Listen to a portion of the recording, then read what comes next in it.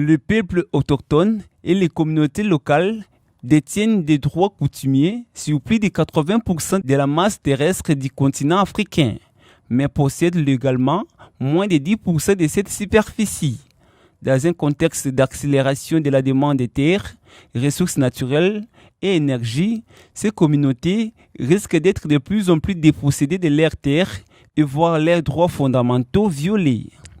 C'est dans cette optique que l'Initiative pour les droits et les ressources, en collaboration avec l'Alliance mondiale pour les collectivités territoriales et la Campagne pour la nature, ont lancé ce mercredi 18 mai à Kinshasa un atelier de réflexion autour du projet de partenariat pour le peuple, la nature et le climat.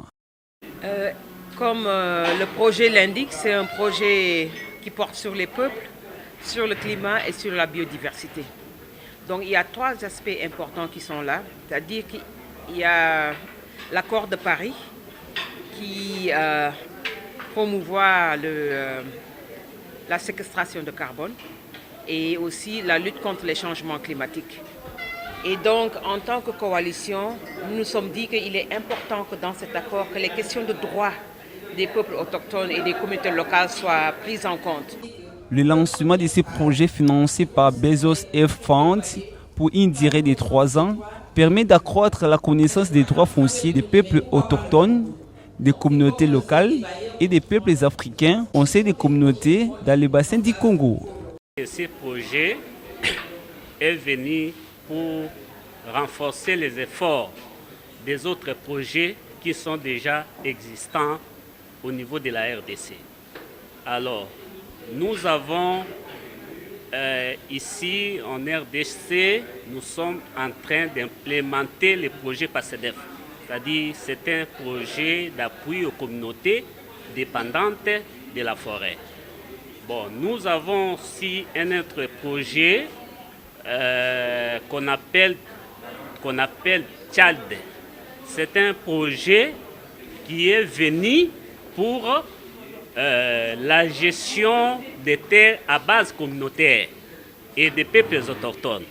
Bon, maintenant, ce projet est venu uniquement pour renforcer les efforts existants. Des recherches scientifiques démontrent que les communautés dont les droits fonciers sont garantis connaissent des taux de déforestation plus faibles et stockent davantage de carbone, préservent la biodiversité et répondent aux besoins du plus grand nombre de personnes. Pourtant, elles ne sont pas bénéficiaires de leurs droits. D'où l'appel du secrétariat général au ministère de l'Environnement pour la réalisation de ces projets. Dans notre loi, le code forestier que vous connaissez mieux que moi, il est clairement dit que nous devons appuyer les communautés locales. Et si nous avons notre loi prévue, la foresterie communautaire, c'est tout simplement pour améliorer les conditions de vie des populations, c'est-à-dire des communautés locales et des peuples autochtones. Tout simplement parce que nous voulons changer un peu la façon de faire les choses. Nous prenons les peuples autochtones comme notre marchepied, notre fonds de commerce. Nous voulons aller chercher des moyens chez les bailleurs pour nos poches. Et le ministère de l'Environnement ne veut plus de ça. Cet atelier régional a réuni les délégations des 4 pays, à savoir le Gabon, la République du Congo, le Cameroun et la République démocratique du Congo. L'adoption de l'état de siège a depuis un moment déclenché plusieurs initiatives pour contrôler et rendre transparente l'exploitation minière, un secteur considéré comme l'un des nerfs de guerre dans la partie est de la RDC. C'est ce qu'a déclaré le gouverneur militaire de la province de l'Ituri, le lieutenant-général Johnny Luboya, lors d'un briefing de presse organisé le 17 mai à Kinshasa. Il y a eu aussi ce problème-là, où ils sont en train de se disputer la gestion des mines. Ça, c'est ce qui s'est passé la dernière fois. À Pluto, ce que nous avons suivi, c'est que il y a un temps, cette mine appartenait à un monsieur Lindou, et qu'après, il a changé de propriétaire. Et que donc, c'était le groupe Zahir qui s'y était installé. Nous avons mis une grosse patrouille qui est permanente, de sorte qu'ils ne peuvent plus facilement accéder. À l'en croire, après la sécurisation, les FARDC ont repris le contrôle de plusieurs localités et agglomérations, notamment les routes nationales numéro 24 et 27. C'est vrai, on n'a pas tout fait. Mais est-ce que c'est un échec? Quand je suis arrivé à Bougna 2 semaines avant, on se promenait avec des têtes de mort. Mais allez voir aujourd'hui, madame. Signalons que cette conférence a été organisée dans le cadre de la célébration de la journée dédiée aux forces armées de la RDC, une fête nationale célébrée le 17 mai de chaque année. Les prévisions de croissance en Afrique tablent sur la stabilité des cours des hydrocarbures, des métaux et sur la mise en œuvre dans les pays des réformes visant à remédier au déséquilibre macroéconomique afin de stimuler l'investissement. Avec ses 67 millions d'hectares de forêts, soit des 10% des forêts tropicales du monde, la République démocratique du Congo représente à ce titre un enjeu majeur pour son développement économique si les pays arrivaient à capitaliser ces forêts.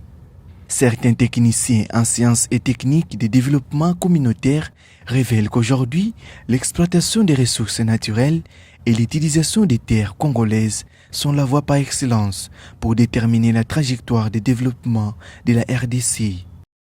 Sachant que la République démocratique du Congo contient une suffisante potentialité environnementale, surtout en matière de massifs forestiers et de ressources hydrauliques, et comme la RDC est qualifiée comme pays solution à partir de son réseau hydraulique qui représente au moins 10% des réserves mondiales à travers le fleuve Congo et ses affluents, et à partir de ses ressources minérales, la RDC fait lien entre l'environnement et son économie. Plusieurs organisations se sont engagées à appuyer le gouvernement de la RDC à travers la stratégie de développement en vue de soutenir la mise en place d'une économie verte. Les acteurs environnementalistes attendent beaucoup du gouvernement dans la concrétisation de différents projets allant dans ce sens. Nous entendons que la population congolaise profite de ces potentialités environnementales, lesquelles qui se transforment en richesse d'une manière illégale, sans poursuivre des voies normales vers un développement durable. Pour la deuxième préoccupation, il faudra que le gouvernement congolais fasse des réformes dans les différents secteurs énumérés ci haut, les qualifiant comme pays solution, en engageant un personnel qualifié, réglementer aussi des textes légaux, favorisant une exploitation pérenne sans nuire sur son environnement. Pour parvenir à une croissance économique solidaire et lutter contre la pauvreté, les environnementalistes congolais suggèrent au gouvernement de combiner des solutions associant les réseaux nationaux ainsi que des mini-réseaux et des micro-réseaux desservant des petits groupes d'utilisateurs afin d'améliorer la réglementation du secteur électrique et la gestion des entreprises d'électricité. La guerre en Ukraine continue à peser sur l'économie mondiale. Celle de la République démocratique du Congo n'est pas du tout épargnée. Les prix des denrées alimentaires prennent l'ascenseur du jour au lendemain. Du commerçant à l'acheteur, tout le monde est pénalisé. Cette situation a interpellé le Premier ministre chef du gouvernement, Sama Lukonde. Il a, au cours de la 53e réunion du Conseil des ministres, interpellé les membres du gouvernement en charge des secteurs concernés à agir par anticipation. Cela passe notamment par l'identification des actions et stratégies en vue de bien gérer le risque et les incertitudes au sujet du probable rupture des stocks de ce produit, d'où l'observation d'un état d'alerte permanent sur la disponibilité des dits stocks et la prise des mesures adéquates pour leur approvisionnement, a dit le chef du gouvernement. Anticiper, ce verbe existe-t-il réellement dans la conjugaison congolaise ? C'est bien trop tard, madame, parce que les impacts sont déjà là. Vous vous êtes certainement rendu compte que le prix a changé. Deuxième, ce sont les produits pétroliers. Nous sommes passés à peu près de 70 à 80 dollars le baril, à peu près 120 dollars le baril. Ça a un impact immédiat sur toute la logistique et ça a un impact immédiat sur les prix. Il faut savoir que c'est bien trop tard. Nous sommes un pays extrêmement extraverti, ça veut dire que nous importons tout. Il faut produire localement. Il faut investir une grande partie de l'argent public et de l'argent des privés dans un programme de production intégré et qui bénéficie à l'économie domestique. On doit être en mesure de bâtir notre résilience par rapport à notre capacité à consommer ce qu'on produit et à produire ce qu'on consomme. La guerre en Ukraine fait vaciller les marchés financiers de plusieurs pays, d'où la nécessité de s'autosuffire. Visiblement, cette position des étrangers n'interpelle pas la population elle-même. Et plus la classe politique congolaise, je dirais. La RDC dispose de près de 80 millions de terres arables, 4 millions de terres irrigables, mais dont seulement 1% est cultivé, ce qui prouve qu'il y a un réel problème à résoudre dans ce domaine. Elle dispose d'une végétation qui peut supporter un élevage d'environ 40 millions de têtes de gros bétail et une densité halieutique estimée à 700 000 tonnes de poissons par an. Mais c'est de quoi résoudre le problème de déficit en protéines animales.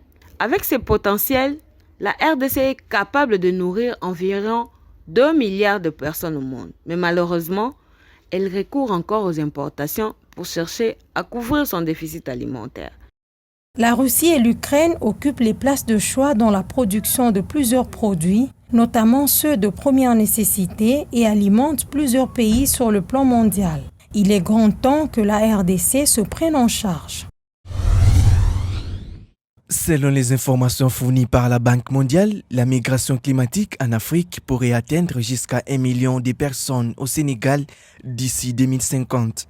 Face à ces risques, le président Macky Sall et les PDG du Centre mondial pour l'adaptation, Patrick Vercogen, ont émis leur force en vue de mobiliser 1 milliard de dollars de financement climatique pour le Sénégal dans le cadre du programme d'accélération de l'adaptation en Afrique développé par et pour les Africains.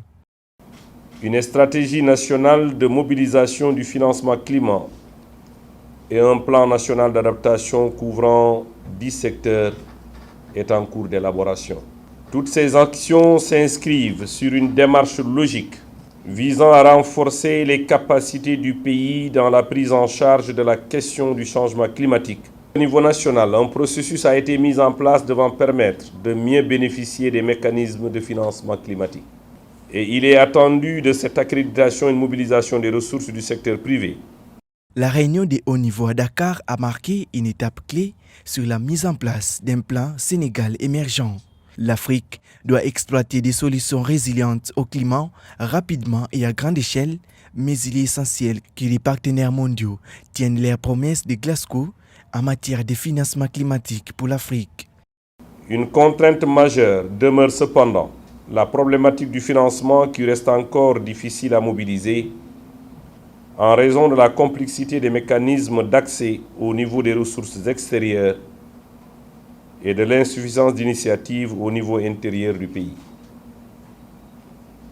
Selon la CDN validée en décembre 2020, le coût pour mettre en œuvre les programmes d'adaptation dans les secteurs les plus affectés est estimé à près de 4,3 milliards de dollars, dont 1,4 milliard de dollars d'inconditionnels et 2,9 milliards de dollars de conditionnels, auxquels il faut ajouter 8,7 milliards de dollars US pour les actions d'atténuation. Le programme d'accélération de l'adaptation en Afrique est une initiative conjointe de la Banque africaine de développement et du Centre mondial pour l'adaptation approuvé par l'Union africaine en 2021. Le programme s'est fixé pour objectif de mobiliser 25 milliards de dollars pour l'adaptation en Afrique d'ici la COP27. Ces mécanismes de financement en amont avaient déjà permis de mobiliser 3 milliards de dollars d'investissement pour l'adaptation de ces continents depuis sa création en 2021.